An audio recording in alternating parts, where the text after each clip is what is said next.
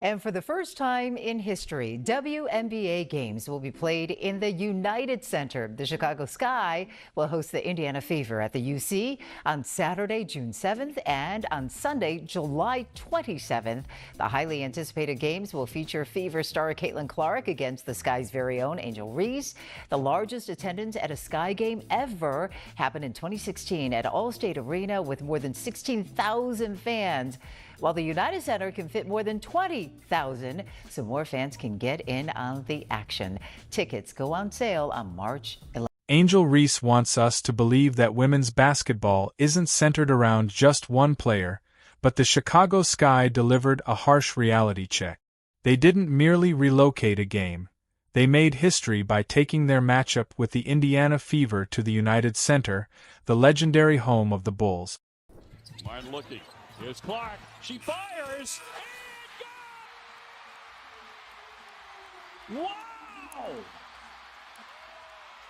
And why? Because of Caitlin Clark, not Angel Reese, not anyone else. This isn't some subtle message. It's a neon billboard flashing in front of the entire WNBA. Caitlin Clark is the main attraction, and even the teams that claim otherwise are capitalizing on her star power. They're going to get the ball up in time. Clark on the 40-piece and walks off with the W. But here's where it gets interesting. Before Caitlin Clark, the WNBA was struggling to fill seats, let alone make headline-worthy moves like this. Platforms on Tuesday night, making it the most-watched WNBA game on ESPN Network since the WNBA debut of the Phoenix Mercury star, Diana Taurasi. Passing Diana Taurasi, what a way to start the season. Well, I mean, listen, this girl is Now, entire franchises are restructuring their business strategies around her. Angel Reese and her camp might want to look away because the truth hurts. Clark is the game changer, and the Chicago Sky just made that crystal clear. Buckle up, folks, because we're diving straight into the controversy that's setting the basketball world on fire.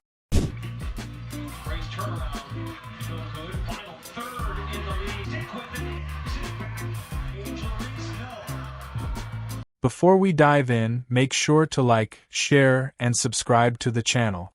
We're breaking down the hottest stories with high-energy analysis you won't find anywhere else. The Stephen A. Smith Show right here over the digital airways of YouTube and, of course, iHeartRadio. Let me get to some sports items. That's my wheelhouse. I got a few things on my mind, actually. I didn't mention it in my cold open, but I'm going to mention it now, and that's Caitlin Clark herself of the WNBA. Let's get to the WNBA and this sensational rookie from the Indiana Fever who continues to be box office. Clark and the Fever currently lead the WNBA in average game attendance and per-game TV viewership. But despite the attendance and viewership records, there seems to be some haterade in the league in regards to Clark starting with WNBA legend. Let's be real. The Chicago Sky's decision to move their game against Caitlin Clark's Indiana Fever to the United Center wasn't just a business move, it was a statement. It's the first WNBA game ever hosted there, and it's happening solely because of Clark's presence.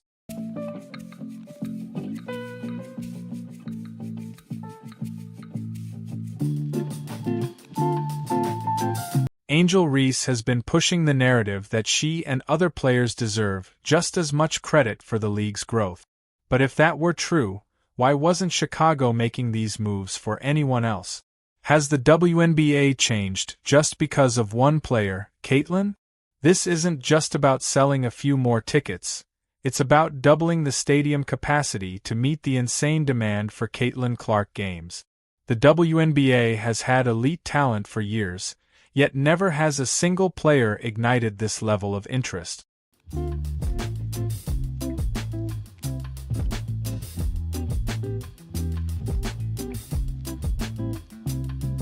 If Reese's claims were valid, Chicago would be expanding for other matchups too, but they're not.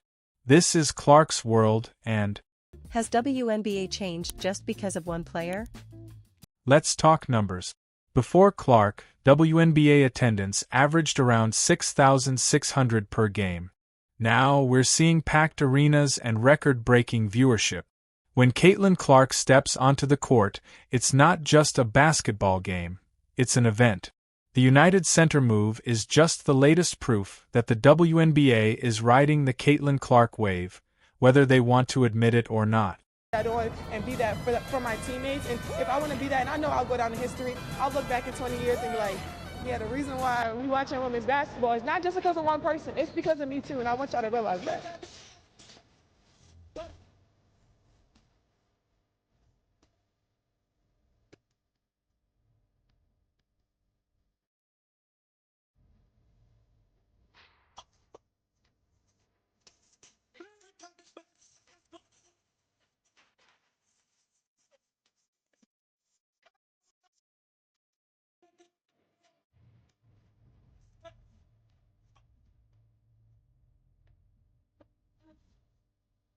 Before Caitlin Clark entered the league, WNBA games were struggling to break through to mainstream audiences.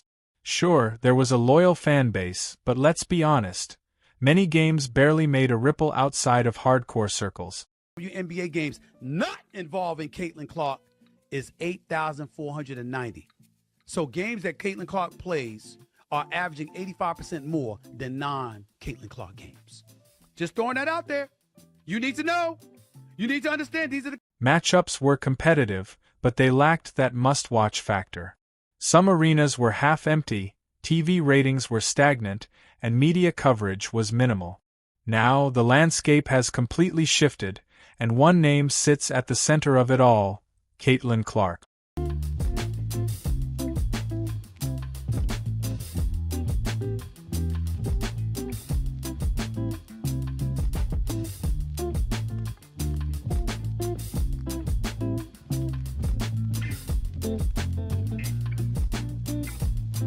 Clark's arrival wasn't just big, it was a cultural shift. Attendance skyrocketed almost overnight, merch sales flew off the shelves, networks scrambled to secure WNBA rights, and suddenly ticket prices surged to levels no one had seen before. That if I had transferred earlier in my career, I wouldn't be having the time of. Here's the kicker. Entire teams started adjusting their business models just to accommodate her presence. Angel Reese might argue that no one player defines the league, but the numbers tell a different story. James has really taken upon her shoulders to be more aggressive offensively to trade, and Caitlin Clark for three. Recently being the first WNBA player that has recorded consecutive 20-plus. Reese, in fact, that leg tips it away, and off and running, Caitlin Clark. Take Indiana's opening game against the New York Liberty as Exhibit A. Over 177,000 fans packed Gainbridge Fieldhouse, creating an atmosphere typically reserved for NBA playoffs or A-list concerts. The energy was electric. This wasn't some coincidence. This was the Caitlin Clark effect in real time. She's not just growing the game, she's revolutionizing it. Drea, you don't have to wait any longer. The pick is in. Time to get things back to the podium. Here is the commissioner, Kathy Engelberg. With the first pick in the 2024 WNBA draft, the Indiana Fever select Caitlin Clark, University. Skeptical about Clark's influence? Let's look at two teams that literally changed where they play just to capitalize on her arrival. The Atlanta Dream, instead of playing in their usual Gateway Center arena, moved their matchups against the Indiana Fever to State Farm Arena, home of the Atlanta Hawks. That's golden. Meanwhile, the Washington Mystics didn't hesitate to shift their games to Capital One Arena, where the Wizards play. Bigger venues, more seats, more money. Officials here today. She's up there with rebounds, up there with steals. And she'll take the first three-pointer. Let's be real. These venue changes aren't happening because of Angel Reese. They're not happening for Aya Wilson, Breanna Stewart, or even GOAT-level legends like Diana Taurasi. They're happening for one reason. Caitlin Clark fills arenas, period. With the first pick in the 2024 WNBA draft, the Indiana Fever select Caitlin Clark, University of Iowa.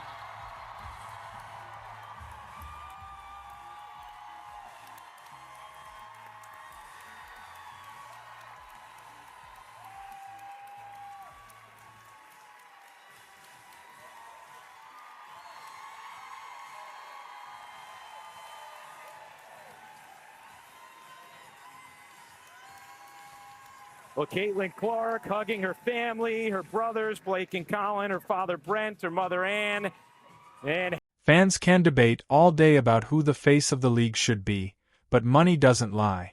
The WNBA, at the end of the day, is a business, and businesses follow the dollars. Right now, every financial trend, every sponsorship deal, and every packed stadium points back to one undeniable force: Caitlin Clark. They are ready, and they have fresh legs coming in here to DC. As the Fever get the jump, and the first bucket is down by. There's Van Loo getting Edwards on the move. Got it deep. The defense would definitely be at the top of the list. Wallace in the corner gets that to go. Dawson sticks. Here's Boston off the pick and roll. Despite all this, Angel Reese isn't backing down. In a viral interview, she confidently pushed back against the narrative, insisting that the WNBA's surge isn't just about Caitlin Clark. And be that for my teammates. And if I want to be that, and I know I'll go down in history, I'll look back in 20 years and be like, yeah, the reason why we watching women's basketball is not just because of one person, it's because of me too, and I want y'all to realize that. Reese argued that players like herself deserve just as much credit for the league's rise. Sounds good on paper, but let's talk facts. If Reese's claim were true, why isn't Chicago expanding its arena for her games? Why aren't ticket prices doubling for Sky matchups that don't feature Clark? But never in its storied history has it ever generated even a third of the view 2024 season. Yes, you heard that right. And in case you're wondering what the figures are, well, a whopping right to an unbelievable 1.4 million average viewers in 2024 tells a tale of a long overdue exposure, erupted into the scenes. And why is everybody... It's almost laughable at this point. Reese is out here saying it's not just about one player, while the entire league's marketing, ticket sales, and media coverage say otherwise. If Chicago truly believed in her star power alone, they'd be making major adjustments for their own games, not just when Caitlin Clark is in town. They make sure of Caitlin when she gives the ball up. Well, the Fever on a 15-2 extended run from the end of the first. Fagpenle with a huge block. An absolute. But here's the thing. This isn't about fairness, it's about demand. And right now, Caitlin Clark is the demand. The more Reese and others try to downplay her impact, the more they seem out of touch with reality. With the first pick in the 2024 WNBA draft, It's almost Clark's presence has turned the WNBA into appointment television. Whether her critics admit it or not, she's the driving force behind the biggest boom the league has ever seen. Link 0011. We're so fired up about the draft last night. WNBA. For the WNBA. Got in the car with Eddie, you know what he said? I watched the draft last night. Yeah, totally. This is what people are talking about. Wait, and we should just say, Eddie drives you to... People thought he was your boyfriend for a minute. No, they did. And I saw him yesterday, and I was like, what up, Eddie? And he was like, can you believe it? Eddie, you love him. I love Eddie dearly. You've worked with him for many years. Many years, yes. I call him my Eddie. He's your Eddie, but that doesn't mean he's your romantic Eddie. No, so we should just, any of y'all that thought that she had found... Caitlin Clark's presence in the WNBA isn't just about numbers on the stat sheet, it's about numbers on the viewership chart. Since her arrival, games featuring the Indiana Fever have seen a massive spike in ratings, drawing in casual fans, college basketball loyalists, and even skeptics curious about the hype. Sort of feel the recognition of like people when you're walking around. Honestly, the start of the season. I feel like people once... Networks are taking notice, and sponsorship deals are skyrocketing. But with this newfound exposure, the Aces and other WNBA stars face a tough reality. Clark's rise is reshaping the league's entire landscape. As fans just furious today. So is it fair, Jamel, to compare the NBA and the WNBA? Just look at the television rights. The NBA makes $2.7 billion a year, while the WNBA so far only makes $60 million a year. And this is a business that dictates pay. No, it is totally unfair because I think that people, by the way, welcome people who are just now tuning into this conversation about pay disparity, which, by the way, the women in this league have been having for years now. Understand that you have to throw the NBA comparison out the window. The NBA had a 50-year head start. If you just absolutely insist on comparing the two leagues, why don't you compare them at the same stage? The WNBA is 20. For veterans like Aya Wilson, Brianna Stewart, and Sabrina Ionescu, this seismic shift presents both an opportunity and a challenge. They're being pushed into a different spotlight, one that pits them against the rising face of the WNBA, Caitlin Clark. Hitting by Jordan there. Now on Agumake. Good bounce pass to Reese. Forston. Oh, good touch pass inside Seattle.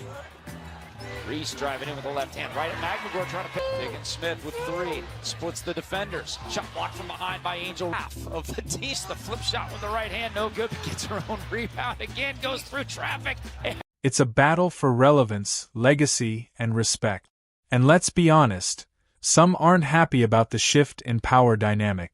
Clark's brand power is undeniable, but the question remains, will it overshadow the dominance of the league's established stars?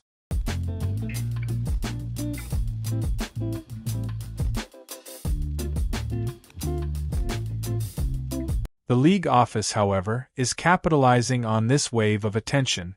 With Clark in the mix, ticket sales are soaring, merchandise is flying off the shelves, and media coverage is more intense than ever.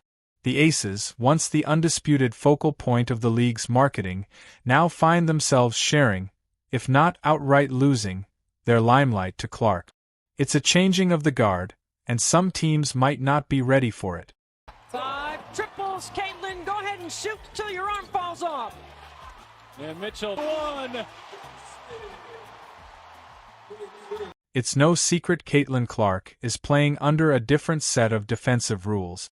Night after night, she faces the toughest defensive assignments, often drawing double and triple teams before she even crosses half court. The physicality is next level, the aggression unmatched. The reason? Teams know stopping Clark is their best shot at avoiding a highlight reel disaster. Today as when she came in. She is full of confidence. She's full of grace, and she has an unbelievable power. Aya Wilson and the Las Vegas Aces aren't taking any chances either. Wilson, a two-time MVP and defensive powerhouse, understands that limiting Clark is key to keeping the Fever from gaining confidence and momentum.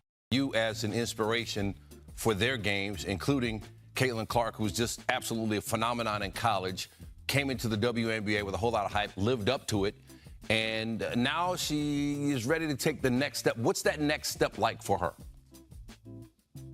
You know, next steps. God. It's not just about Clark scoring. Her vision, passing, and ability to shift defenses make her a constant threat. The Aces have made it clear they won't let her get comfortable on the court. Have some NBA stars in the building. Bam Adebayo, Damian Lillard, LeBron James. You see LeBron's wife Savannah there as well. Rich Paul in the middle, all catching the action. But here's the thing, Clark thrives in adversity. The more teams try to shut her down, the more she finds ways to adapt. Whether it's through deep-range daggers, quick releases,